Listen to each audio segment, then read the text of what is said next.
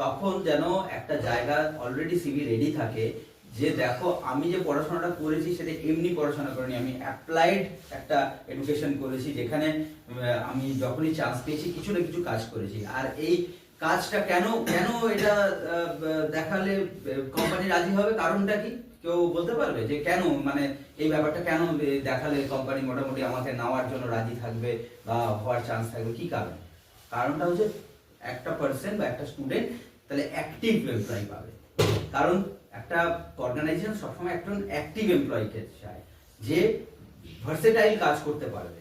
ঠিক আছে, তুমি আমি এটা যেটা এখন বর্তমানে আমাদের ক্রিকেটে ইন্ডিয়া টিম বলছে, ইন্ডিয়া টিম আমাদের কোচ কি গৌতম গম্ভীর বলছে যে কতটা ইম্প্যাক্ট আছে, মানে একজন প্লেয়ার তার ইম্প্যাক্টটা দেখা হচ্ছে, সে কতটা রান করেছে সেটা এখনকার বড় কথা নয়, সে ওই টাইমে নেমে তার কতটা ইম্প্যাক্ট দিতে পেরেছে। মানে ওই টাইমে আমার দরকার ছিল 5 বলে 20 রান, সেটাও করতে পেরেছি কিনা, এটা হচ্ছে বড় কথা। ও আগে নেমে 100 রান করেছিল কোনো কাজে, ওটা